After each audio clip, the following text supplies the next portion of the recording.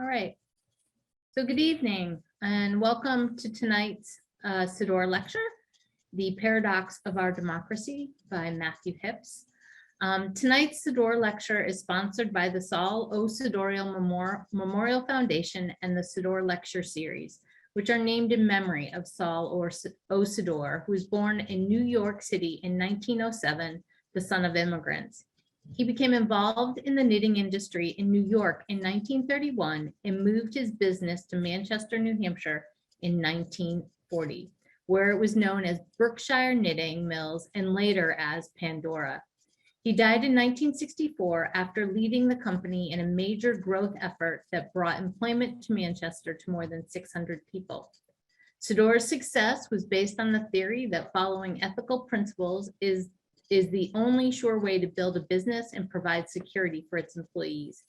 He pioneered a profit-sharing plan, instituted a pension plan, and was the first in New Hampshire to employ an industrial psychologist, ensured hospitalization benefits for his employees, and founded a scholarship loan to fund employees' children's college education.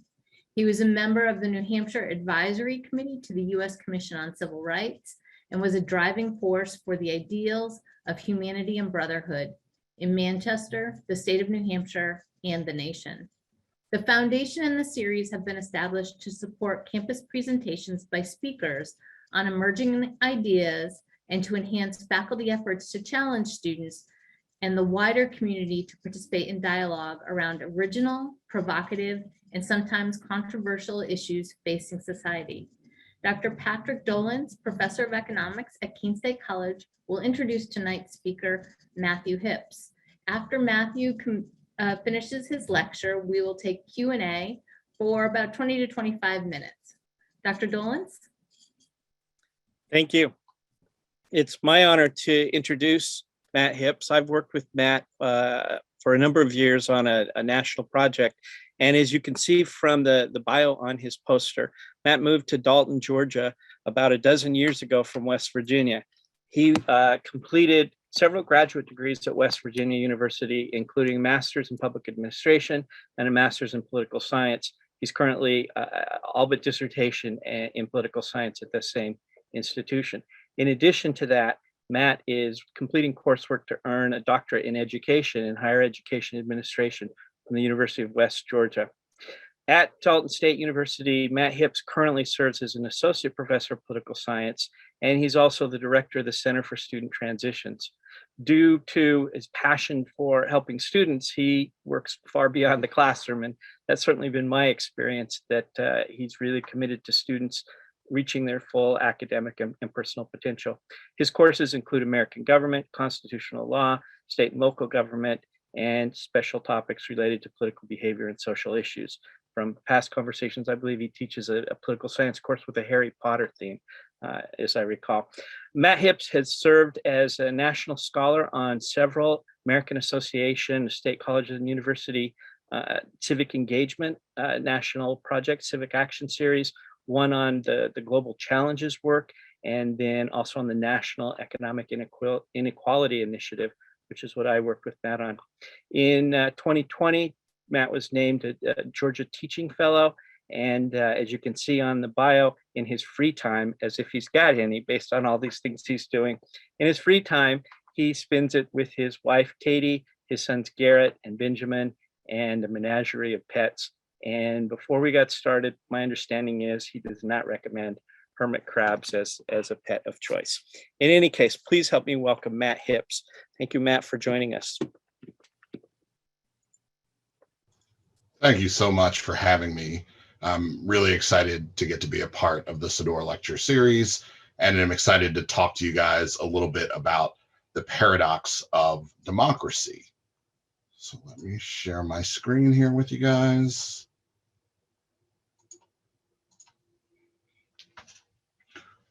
All right, so in a conversation about the paradox of democracy, how our historical beginnings have helped to shape our future, what I want to talk about first is a challenging contradiction. And if we're going to have a conversation about how democracy and this paradox of democracy operates, we need to be able to hold two simultaneously contradictory ideas in our head at the same time. The first is that the Constitution is easily one of the greatest examples of American writing and has endured in a way that few documents have throughout our history. It has the embodiment of the freedoms that have transformed the lives of marginalized populations within the United States and has truly served as a template to other countries who have tried to emulate and mirror our democracy. On the other hand, we have to be able to accept that the Constitution and the systems embedded within have also served as tools of oppression, with discrimination and subjugation baked into the fabric of those very documents. Now, to wrap our heads around this, we have to be able to accept that the men who helped write the Constitution, those men who are largely considered to be the fathers of democracy, were indeed flawed men. A majority of the signers of the Declaration of Independence, nearly half the delegates to the Constitutional Convention, owned slaves. 4 of our first 5 presidents owned slaves. Washington, in a published letter to a friend of his, said that we must assert our rights or submit to every imposition that can be heaped upon us, till custom and use will make us tame, and abject slaves as the blacks we rule over with such arbitrary sway. Now, it's important to note that many of the framers of our Constitution and the architects of our democracy shifted their views over time. Washington went as far as to free his slaves in his will after his death, the only founding father to do so. But we have to acknowledge that this mindset, the inequality that was baked into the Constitution, has impacted and colored the way that we've thought about the value of particular people within our society. It's affected our sort of understanding of justice and fairness and equity and who those principles should be applied to. In short, the very underpinnings of our country came not only from the words that we wrote, but also from the ideals and values of the men who helped to shape our democracy. So in understanding that contradiction, we can move on to talking about what a democracy actually is. So democracy historically, coined from 2 words, demos, that means the people, and kratos, which refers to power, has involved working, collaborating, negotiating with various peoples in your community, however you define that community broadly. Therefore, democratic success depends on those folks that we have put in charge of our government inviting and welcoming public comment on the activities and functions of governing. Therefore, democracy can largely be summarized as rule by the people. But the fundamental question of who those people are has plagued our democracy since its inception. Not everyone was included in that understanding of rule by the people. There were folks who were intentionally excluded from those conversations.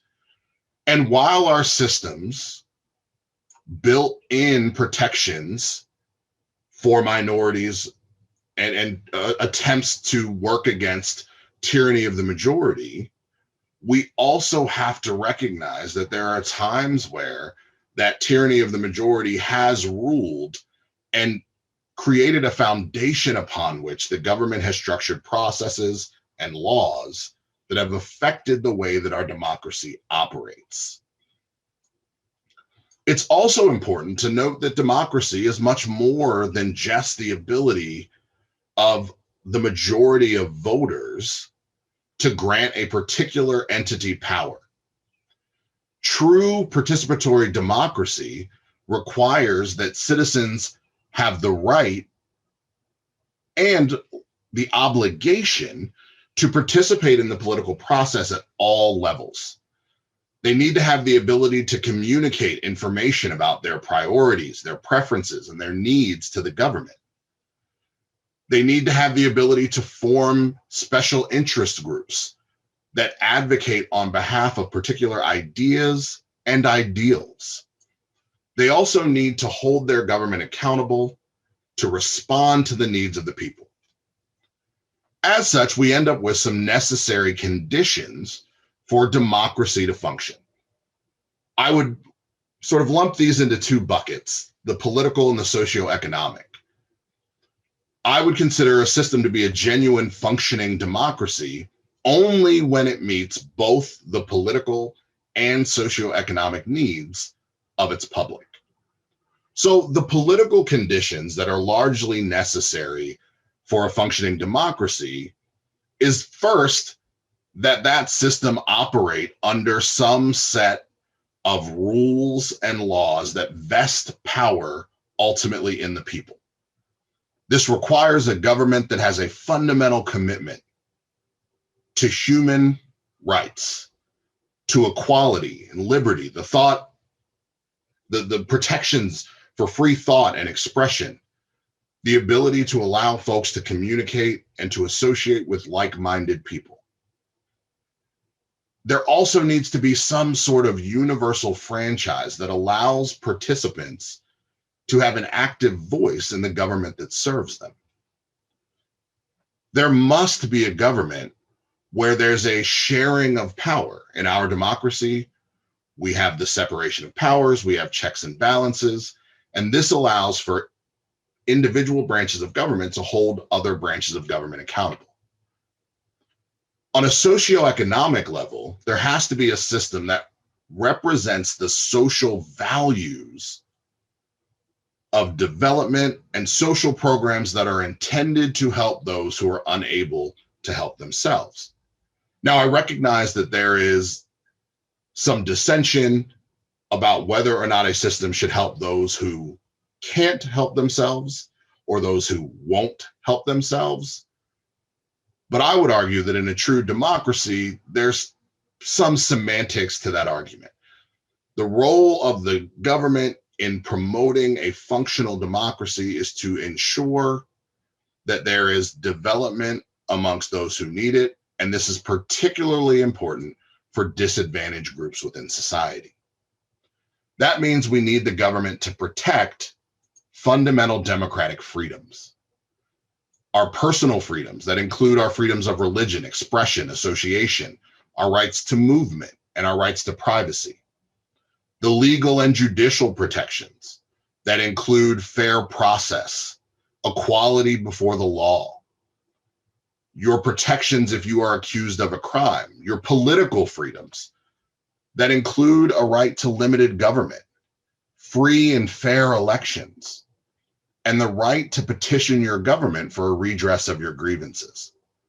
And finally, economic freedom that entails your freedom from slavery, your right to acquire and own property, your right to join unions, and your right to buy and sell goods. So after taking all of those things collectively, we really end up with the underpinnings of democracy sort of embodying the idea that democracy is more than just a simple form of government. It is an idea. It's an idea that you can have a system where power is vested in the people, and that even when those people don't agree, that the powers and systems within that government should still operate. It's a governmental system and idea associated with competition and liberty. When power is vested in the people, either directly or indirectly, democracy is functioning, but it's not always functioning as it should. And that is largely due to the fact that there are a series of paradoxes that exist within democracy that I would argue from jump have put us in a position where inequity sort of plagues the way that our democracy operates. I acknowledge that democracy is largely a juggling act. Democracy is notoriously difficult to maintain. You have competing interests, and you have a government that is incentivized to pay attention to only the loudest voices in the room. And we have to acknowledge that the characteristics that are necessary to maintain a democracy are the same characteristics that make it likely to undermine our constitutional authority and protections. So the fundamental question that we want to spend a little bit of time exploring is, are the conditions necessary for a thriving democracy compatible with our constitutional system of government? So essentially, does the structure that we created match up with the ideals that we argue we espouse as a democratic republic? So the first paradox that I'd like to explore is the battle between freedom and order.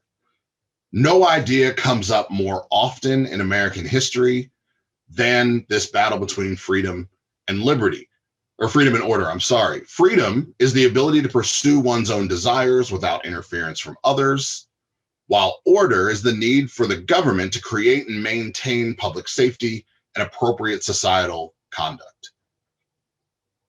I am a firm believer that these are mutually exclusive and incompatible goals. The more freedom that you have, the less order there tends to be, and the more order there is, the less freedom that can be guaranteed. Both are necessary for a democracy to function. You need both order and freedom. But because they are fundamentally incompatible, what we end up with in a democracy is offering people a sufficient amount of both. Essentially, we try to figure out how much order can we impose and how much freedom can we give you before the public revolts, whether that's peacefully at the ballot box or in a more explosive manner through some other form of protest. Again, both are essential, and I don't want to make it sound as though you can have a democracy where either of those are too out of whack.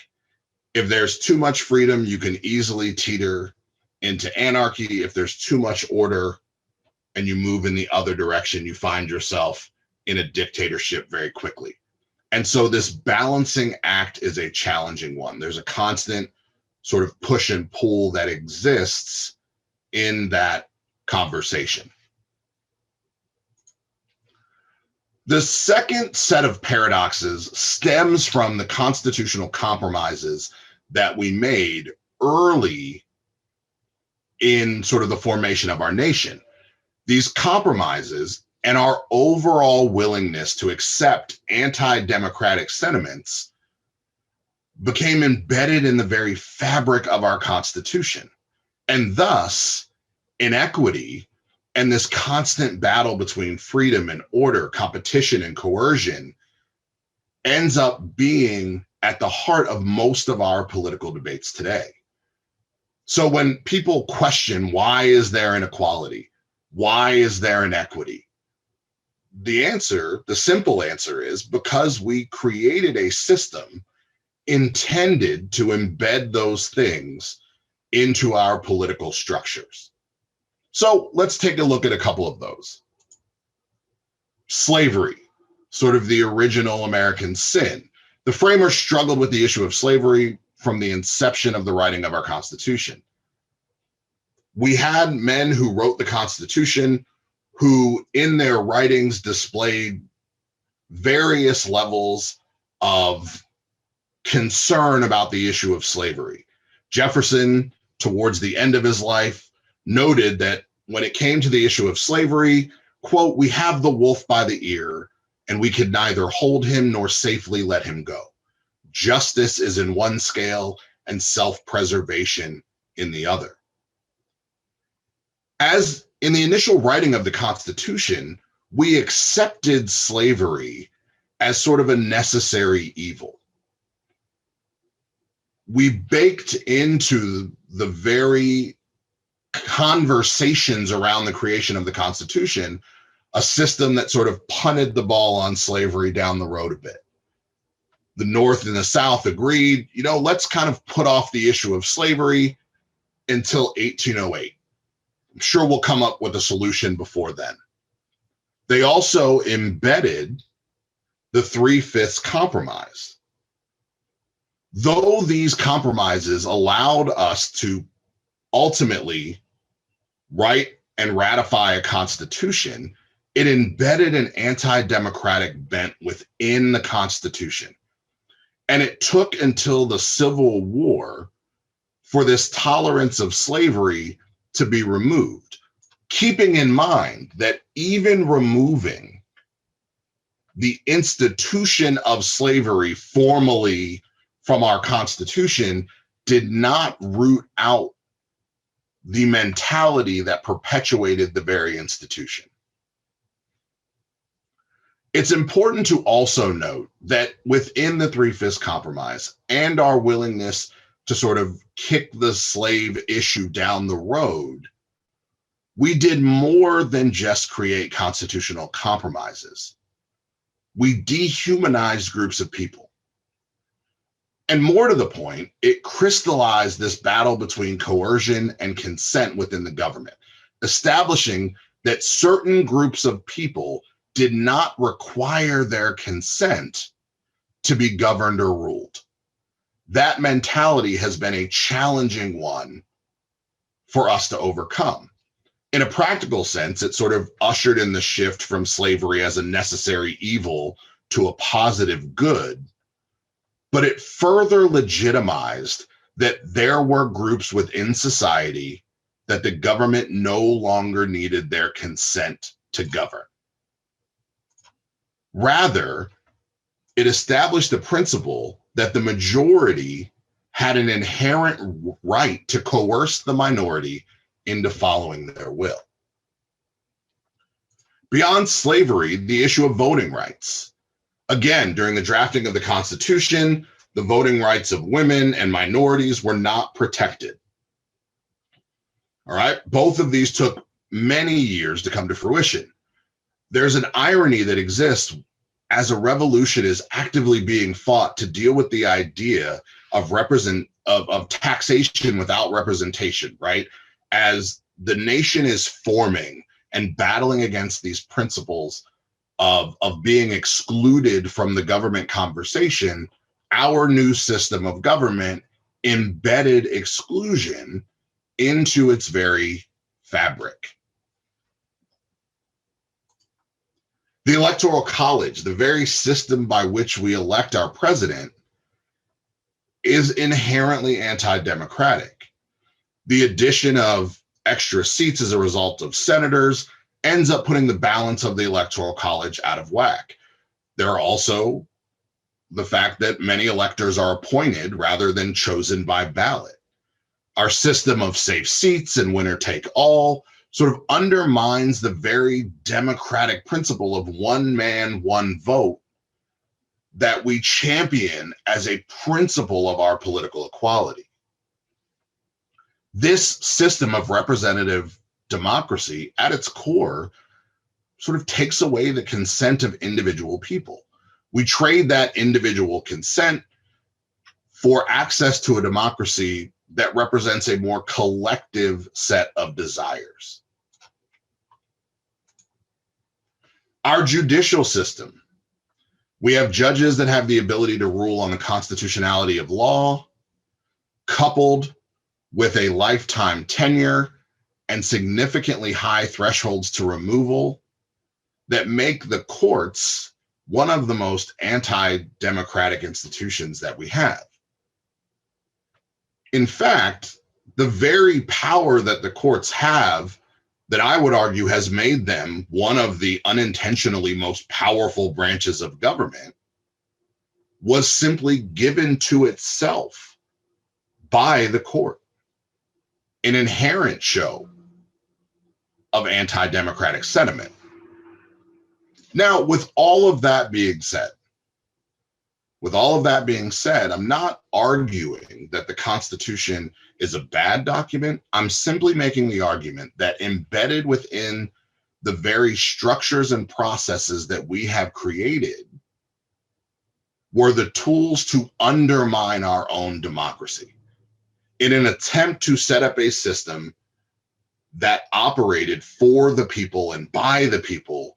We also provided the tools to not only the government, but to ourselves to undermine that very democracy. Another key paradox is consensus versus conflict. Consensus within a democracy is both an impediment and a benefit. On one hand, consensus allows for individuals to find common ground to accomplish their collective goals. Most of these goals would be impossible for individuals acting on their own. In theory, consensus also allows for a larger political middle that allows more people to find a home outside of our more extreme ideologies. However, the current nature of our political consensus seems to have forced people to the extremes. There's a tremendous pressure to assimilate to the will of the political majority, and if not the majority, at least the loudest parts of the political minority. And this has been exacerbated by growing political polarization within our society. The very nature of democracy is that it's an institutionalized system that's rooted in competitions for power. And any time a system courts conflict, you're sort of opening a Pandora's box, right? If conflict becomes too intense, we end up with a society that's so conflict-ridden that civil peace and political stability itself are jeopardized. That's the paradox of democracy. That democracy requires conflict, but not too much conflict. It requires competition, but not so much competition that it paralyzes our ability to get things done. We have to have conflict that's tempered by consensus. And right now, in our current model of democracy, there's very little political incentive to move people towards consensus, and significantly more political rewards for ushering people into conflict. The diagram I'm about to show you shows political polarization over the last about 20 years. This is a graph created by the Pew Research Center, and it illustrates that the middle Democrat and Republican have shifted dramatically over time. This increased polarization has made it really difficult to have any sort of political conversation that doesn't end in conflict. Consensus is largely viewed as failure. And in that political system, we are going to continue to see increasing levels of conflict and overall government instability. Now, democracy most certainly requires the consent of the governed, but as I've mentioned, there are actually built-in incentives for the government to ignore the consent of the people. In fact, I would argue that the last 20 years have shown us that there's very little political consequence for ignoring the consent and desires of the public. Now, it's likely that the political climate has sort of shifted quickly enough that it's almost impossible for a political party to keep up. In fact, I'd actually argue that it's far more effective and efficient for a government to forego consent and just do what it feels is best. The public memory is such that it's so short, and folks are so driven by a "what have you done for me lately" mentality, that governments have largely lost the incentive to be responsive to the people. Additionally, polarization has made it so that a large portion of the population won't consent to be governed regardless of the actions that the government is taking. We see political polarization at a 30 or 40-year high. And that has caused groups of people to argue that even when the government is doing what I want them to do, if my team is not in charge, I hate what's happening. And that polarization has made our democracy sort of stretch at the seams to what appears to be a breaking point. Now, democracy itself sort of implies an inability or an unwillingness to concentrate power in the hands of a few. And so it subjects its leaders and its policies to mechanisms of popular representation and accountability. More simply, democracy says majority rules, and our laws, our government officials are subject to the will of the people. Now, most people want a stable democracy, but to be stable, democracy, or really any political system, must have what Alexander Hamilton referred to as energy. It has to be able to act quickly and decisively. Government has to respond to the demands of the people, but it also has to be able to resist the demands of the people and mediate amongst competing demands of the people. There are times where the government has to placate the people, and other times where the government has to work in opposition to individuals or groups. I think the NRA is an interesting example. There are times where the government has tried to work with the NRA to promote a particular agenda. There are other times where the government is actively working in opposition to the NRA to promote a different agenda. Largely, this requires a party system that can produce a government that's stable and coherent enough to represent and respond to competing groups and interests simultaneously. A government that's not paralyzed or captured by the wants and needs of its people. Representativeness requires that our political parties and our political leaders speak to and for those competing interests.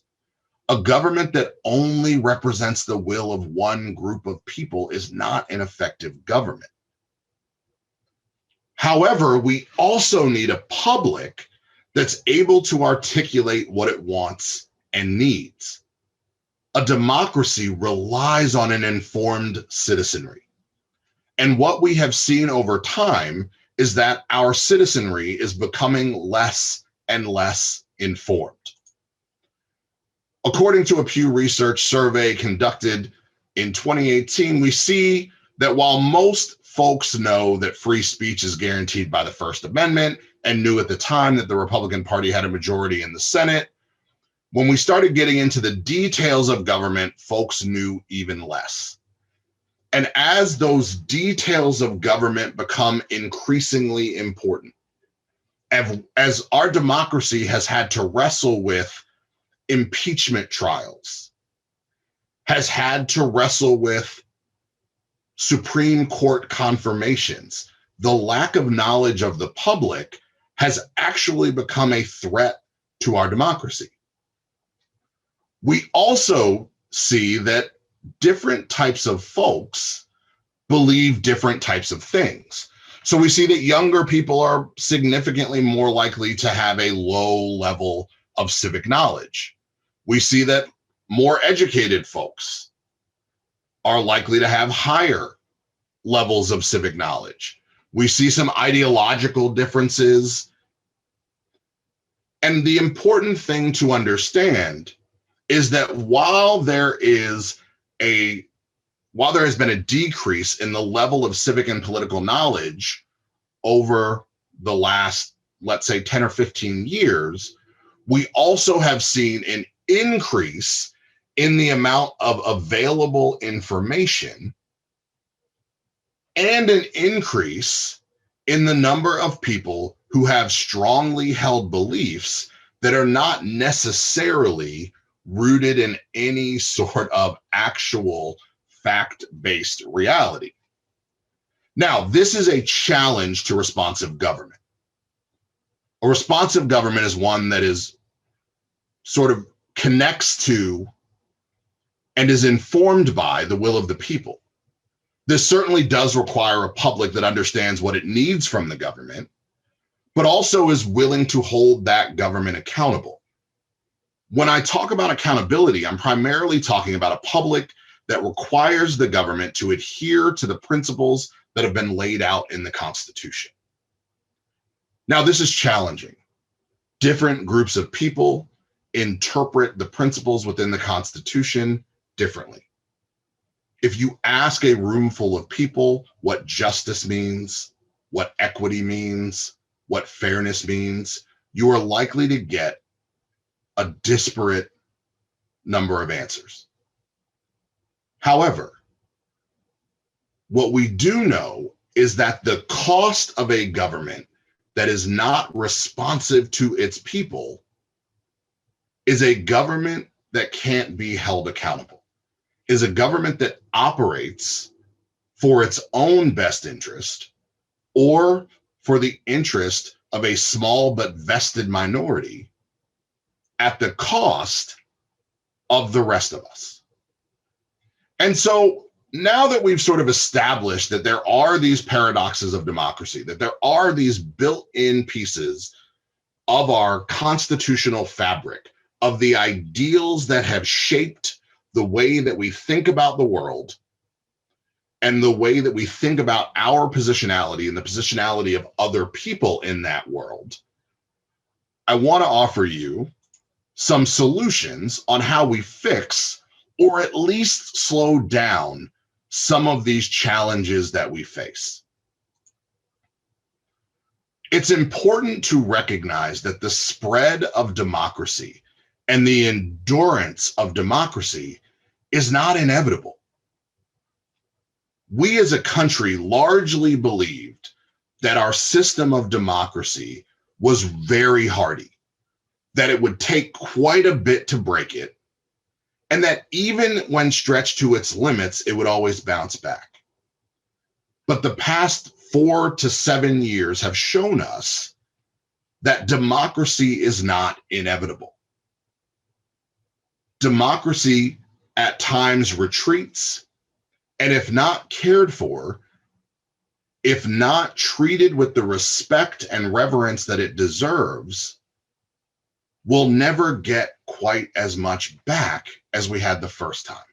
I tell my students that freedom is one of those things that once you have given it up, you will never get back quite as much as you had when you started.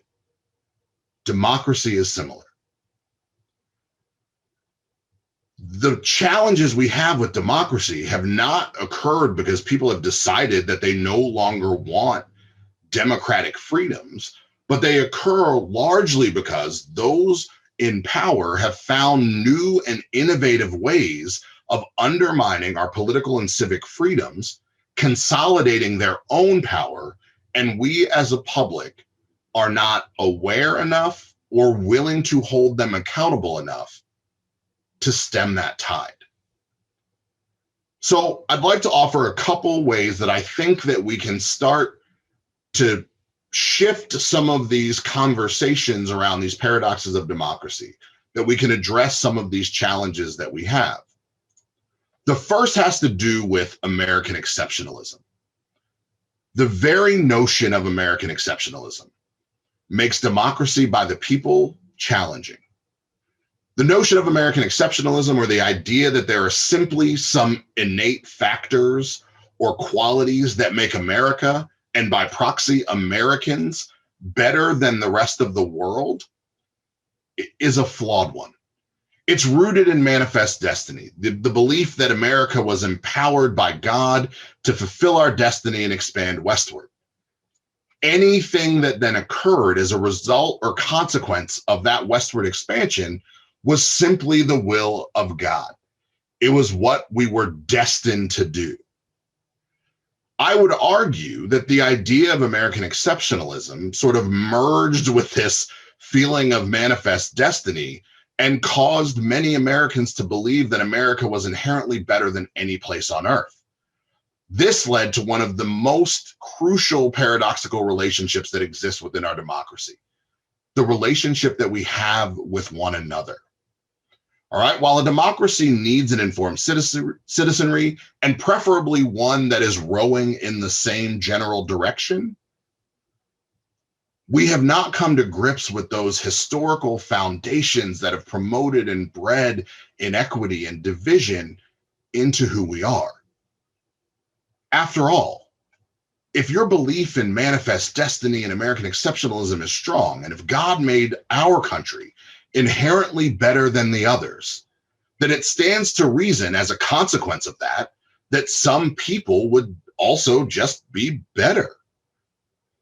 That's led to a sense of superiority, one not just rooted in race and class, but in this deeply held belief that certain segments of a population are simply better than other people. We've heard politicians talk about desirable versus undesirable people. We've heard political leaders divide us into various baskets and buckets. And when that happens, you end up with a situation where it's almost impossible to operate effectively, because part of your country, part of your people, part of the foundation of your democracy believes that they have a God-given right to treat other folks differently than they themselves would want to be treated. American exceptionalism, while at its core, right, at its core sense of patriotism is not overtly negative, has turned itself into a system that's created a set of restraints that's made it almost impossible for our leaders to effectively govern. The second thing I would ask us to think about is the notion that good governance does not necessarily equal democratic governance. Just because we like our leaders, just because we think our leaders are good people, just because we like what they say, we like the speeches that they give, we like the merchandise that they peddle, does not necessarily make them effective democratic leaders. And to be honest, we in this country should not have to choose between effective delivery of our wants and needs and the preservation of democratic values. They're not mutually exclusive. We should demand both. Our leaders can both engage in good governance and protect the democratic freedoms and values on which our country was built. Democracy is in danger when the public becomes willing to compromise our democratic values for the comfort of people that we like and enjoy. Preserving democracy is a process that's messy. It takes time and cooperation to truly make a constitutional democracy work. But we have to begin to choose leaders who prioritize both good leadership and democratic leadership. We should not have to decide between people who value freedom and justice and equity or people who are good. The expectation should be that both can exist at the same time. Third, I would make the argument that democracy has to be reframed as a public good. All right, democracy in my mind is a public good. The more of it there is, the easier it is to tackle the problems and challenges that we face as a country. We can have more confidence in the commitments that are made by our government if we are operating within the framework of democratic principles and adhering to the values that are laid out in our Constitution, because that provides a transparent political system that is open to public debate and conversation. We can hold our government officials accountable to our shared commitment to democracy and human rights without attacking them personally. We can demand democratic ideals as the basis for collaboration at both a government and a human level. Democracy is not pie. Just because one person has some of it does not mean there's less available to you. Fourth, I would make the argument that we've got to find ways to increase our levels of turnout. There's an argument amongst political scientists and other social scientists that low turnout undermines democracy. It ultimately creates this power vacuum where only a few are ultimately selecting the people who lead us. As a consequence of that, it's become easier for extremist groups to have a louder and disproportionately important voice in our electoral processes. We've seen this through the spreading of misinformation. We've seen it through social media manipulation and the influx of money from outside groups in our electoral processes. Trust in our elections is diminishing. The January 20th storm, or the January 6th storming of the Capitol, undermined our faith and our ability to defend our own democracy. Even though we think about elections at a national level, elections are local. And Americans have high levels of trust in our local systems, but little faith in the broader ability of the electorate to preserve our democracy. That puts voters in a sort of win-lose paradigm. Voters who support the winner tend to believe that elections are fair and reasonable, while those who support the loser tend to believe that elections are unfair and biased. Pew has done an ongoing longitudinal study of how people felt about election security after elections. In August of 2016, 48% of Trump voters believed that the votes would be counted fairly. After Trump won, that same group's confidence that the votes were counted fairly jumped to 88%. In October of 2020, 92% of Trump voters, according to Pew Research, believed that the election votes would be counted fairly, but that number dropped to 63% after the election. We have to find ways to talk about elections in a nonpartisan manner. It's difficult, but elections are not about partisanship. Elections are about the ability of the public to hold our government accountable and to make sure it represents the will of the people. So in closing, founding a democracy and preserving that democracy are two very different things. To be stable, democracy has to be deemed legitimate by the people. They have to view it as the best and most appropriate form of government for their society. In fact, because democracy rests on the consent of the governed, democracy depends on popular legitimacy significantly more than any other form of government. This legitimacy requires a government that has a profound moral and ethical commitment and allegiance to the principles that have shaped our democracy. This commitment should deepen over time, and we should hold our government accountable for their ability to preserve the ideals on which we say this country was founded. Democracy is not a guarantee. Rather, it's a system that has to continue to be nurtured and developed in order to ensure its continuation and preservation throughout time. Every one of us has a role to play in that. Every one of us has the ability each day to make choices that make our democracy stronger or weaker. And I urge each and every one of us to make decisions that make our democracy stronger. Thank you.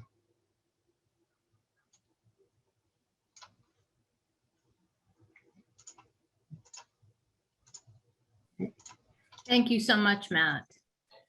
I'm going to open it to questions from our attendees. I like that you are now my whole screen. And so if you have any questions, you can put them into the chat and I will share them with Matt. Take a few seconds, Matt. You got a drink. And so Matt in Georgia, This seems quite relevant. I would assume the paradoxes you're experiencing in your state are somewhat endless at this moment. So how are you navigating some of that while folks get their questions into the chat?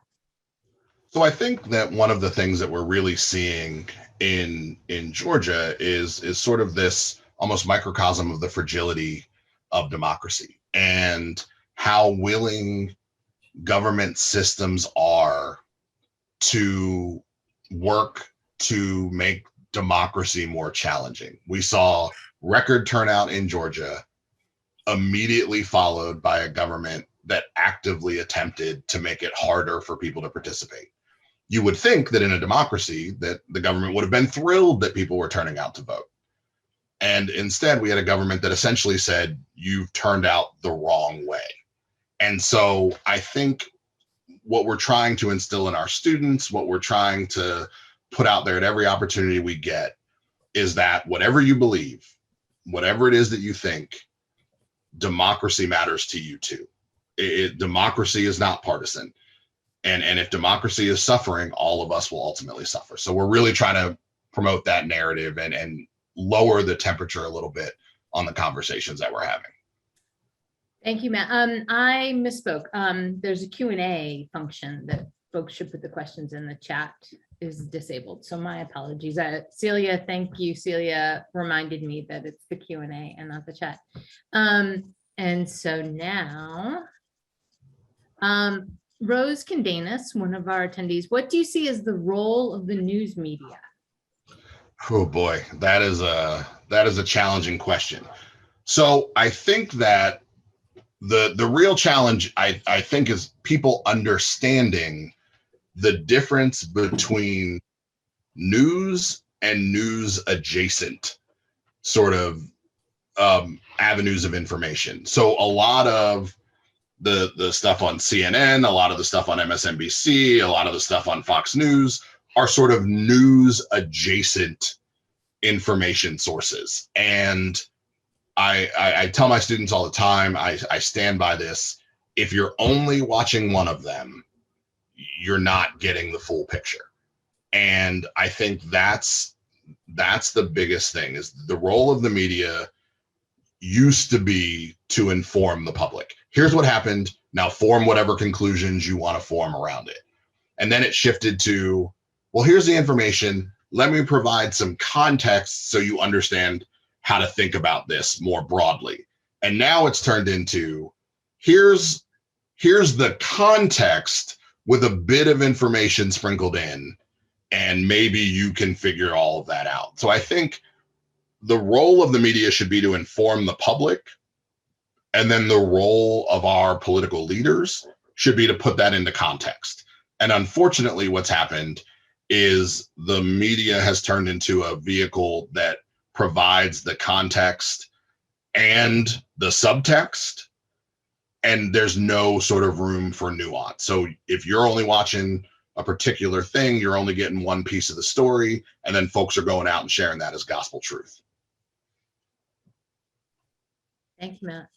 Can you say something about how you were feeling about our ability to look seriously and honestly at our systems and our ability to change them, given how actively many people are trying successfully to prevent us from that very task?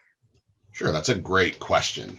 So I am an eternal optimist when it comes to our political systems, because I am a firm believer that nothing except a single person deciding that they've had enough, deciding that they're willing to stand up, no more than that has ever changed the world. That when you think about the greatest political leaders of our time, that's what they did. When you think about the kids at Marjorie Stoneman Douglas who dealt with horrific tragedy and then stood up and said, we've had enough, those students did more for democracy in those moments, in moments where they could have recoiled and hid. They stood up and said, a single person who refuses to take no for an answer, a single person who is willing to publicly hold accountable those people that say they represent us can change the world. So it is, I would be lying to you if I said that there aren't mornings that I get up and I get on the Twitter machine and I get on to my Apple News and I am utterly disheartened. And then I watch, folks like Stacey Abrams, who has relentlessly worked to turn people out, and not just people who would vote for her, has just relentlessly worked to turn people out in Georgia. And I'm reminded that a single person who operates with conviction is able to change the world. I also think it is really, really important to have conversations with people who don't agree with you. I think one of my favorite things is that I have a group text with friends from college who we get into political conversations, and we all don't think the same, and we all don't believe the same things, and we all come from very different backgrounds. But at the end of the day, we're friends, and we love each other and we respect each other. And so we're able to recognize that difference of opinion doesn't have to mean that we don't talk to each other or we don't like each other. And I think that coupled with the just unbelievable amount power of an individual to change the world are what keep me feeling good about our ability to change systems.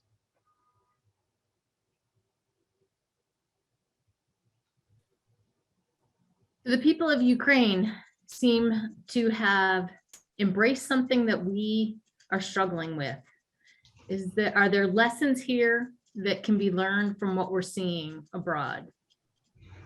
So there are always lessons to be learned. I think it's really important to understand that there is always a rallying effect that happens around tragedy, right? And the real question it isn't inherently, can you pull together and band together in moments of crisis? Like most countries, most people in moments of crisis band together. It's what happens when the crisis recedes, what happens when attention wanes and the cameras are no longer on. How then are you able to preserve those institutions? Clearly what's happening in Ukraine is devastating to watch, and is again a reminder of, I think, what happens when political leaders no longer have the interest of their people in mind. And I think we can certainly take lessons from that. I think we can take lessons from the resilience of the Ukrainian people. And I think there's always moments in those crises where the humanity of people stands out, and we're reminded that even in the darkest of moments, there are lights that shine, and reminding ourselves that if we allow our light to shine next to those folks, it doesn't make their light shine any less brightly. It just makes the world a brighter place. And so I think that ultimately is very important to remember.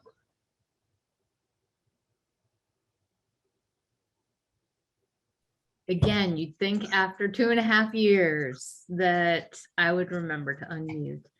That was our last question that was in the Q&A. I don't know if there's any final questions from our attendees. You could take just a second to see if anything. Okay. Wonderful presentation. You mentioned how American government is inclined to pander to the loudest voices in the room, which would mean the people with the most money for lobbying and political contributions. Do you believe that reining in moneyed interests would be an important step to fixing our political system? 100%. I think there's no doubt that dark money, that Citizens United has sort of changed the way that money intersects with our politics. Now, it's important to note that money has always intersected with our politics. That's not a new thing. But I think part of our challenge is we have a whole lot of folks with a whole lot of money who aren't willing to put their face next to the things that they back. And so for me, I think that reforming some of our sort of electoral contribution laws will go a long way. I think, obviously, I think overturning Citizens United would go a long way in helping us to sort of resurrect some of the democratic ideals that I think we've lost a little bit as money has flooded in. It also would just make politics accessible to regular folks. Like right now, running for office is not an easy thing to do if you don't have name recognition, backing, and some money. And so I think taking some of that money out of politics might inspire, right now there's a little girl sitting in her house that if we nurture and support the right way is going to be president of the United States and makes things exponentially better. That little girl should not be denied that opportunity because her parents don't have money or because a corporation backs a candidate that's friendlier to them. And so I think getting money, it's never going to be totally out of politics, but at least allowing people to see, here are the interests backing this person.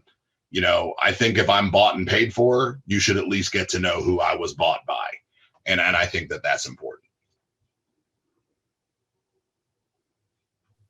Thank you so much, Matt. And I enjoyed your Hamilton pieces. So when you said the room, I was going to start singing the room where it happened, but I didn't know that our audience would appreciate that. So I want to thank you, Matt, very much for being our last Sidore speaker of this academic year. And Matt has visited our campus once, I think in a snowy season, if I remember correctly. And so thank you for coming back and visiting us virtually. And have a good night all. We will have this available for video on the college's YouTube channel, probably by tomorrow. So thank you all and have a great night. Thanks.